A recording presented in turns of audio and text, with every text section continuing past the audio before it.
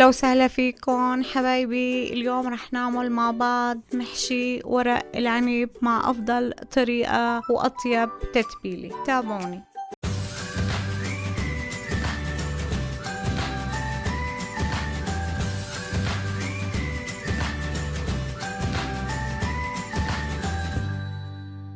راح نحتاج لعمل ورق محشي العنب كيلو رز. انا هذا الكيلو رز لازم يكون هذا الرز قصير للمحشي. انا غسلته ونقعته نص ساعة وحاطط له معلقة ملح، وانا بحط كل ما نقعت الرز بحط له معلقة ملح مشان حبة الرز تضل محافظة على حالها وما تفرط. مهما نقعته بضل حبة الرز واقفة، ما بصير لها اي شيء. وانا هون عندي نص كيلو لحمة راح اضيفها للتتبيلة،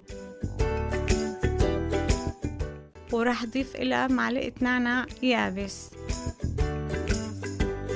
وراح نضيف لها معلقة ابهار فلفل اسود. لازم يكون حصريا اسود للمحشي، اي نوع محشي ما طيب اذا ما حطيته فلفل اسود حلو. وانا عندي هون معلقة توم مهروس، وانا حاطة بقلب التوم كمان ملح. وهلا راح اضيف له معلقة صغيرة ملح مثل ما انكم شايفين حبايبي. راح اضيف لهم نص كاسة زيت،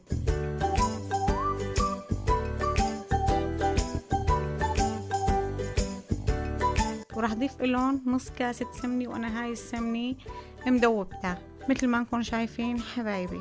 وهلا حبايبي نحركهم هيك مع بعض مثل ما نكون شايفين. بدي يعني شوي انه واحد يتروق فيها مشان انه تنمزج اللحمة والبهارات والسمنة والزيت اللي حطيناهم مع بعض. وجربوا هاي التتبيلة حبايبي، بنصحكم فيها وعن جد تتبيلة كتير طيبة.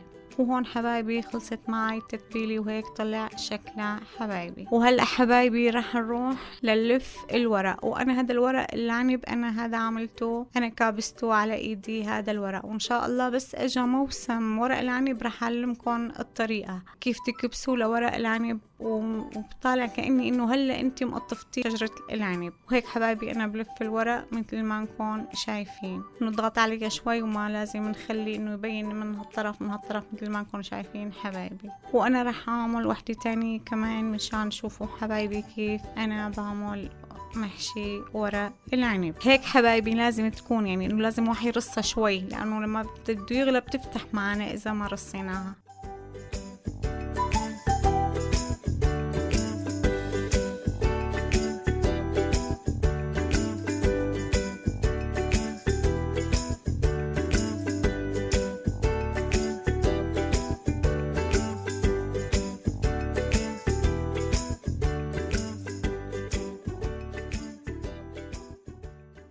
وهون حبايبي انا عندي هاي الطنجرة وحاطة فيها العظم، وانا هذا العظم غاسلته ومنضفته. والعظم بيعطي كتير لذة لمحشي ورق العنب. يعني كتير محشي ورق العنب غير اي محشي، يعني بغب دهون، مهما حطيتوا دهون بغبة، وما طيب اذا ما كان الدهن عليه باين يعني. وانا هون حبايبي خلصتهم هيك لف مثل ما كنتم شايفين. انا بربطهم لانه هيك اسهل، يعني لما بيستوي دغري بتشيل الربطه وبتحطيها بالصحن، يعني افضل ما انه تحطيه هيك تصفيه كله مع بعض. يعني انا هاي الطريقه بعملها، وانتم حسب اللي بريحكم فيكم تعملوا حبايبي. وهون هيك حبايبي انا كبستهم هيك مثل ما انكم شايفين. وهون حبايبي انا عندي هذا الثوم ماني دقته، انا هيك بحطه بفرم وبحطه، بيعطي كتير لذة بالمرقه وبيعطي لذة كتير للمحشي. وانا عندي هون كمان معلقه نعناع يابس، لازم نحط في المرقة معلقة نعناع يابس. وانا عندي هذا دهن خروف كمان حطيت لهم اياه.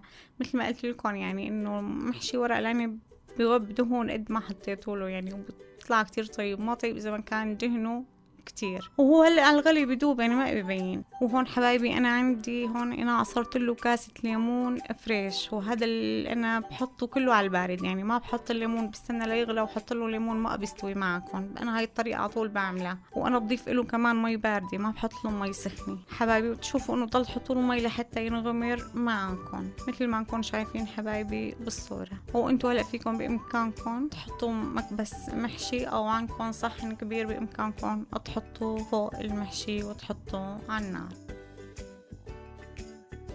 وانا هون حبايبي اخذ معي وقت ساعة ونص على الغاز. بقولك حبايبي انه استوى وما شاء الله طلع منتهي طلعوا على اللون وعلى المنظر كتير بشهي حبايبي. مثل ما نكون شايفين حبايبي يعني طلعوا ما شاء الله يعني نازل ما بيلحق أبدا للتم ما شاء الله.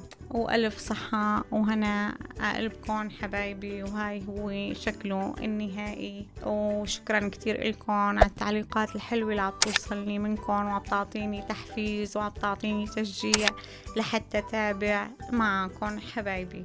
وألف صحة وهنا قلبكم، وبتمنى منكم تشتركوا في قناتي وتفعلوا زر الإشعارات حتى يوصلكم كل جديد. وألف صحة وهنا قلبكم.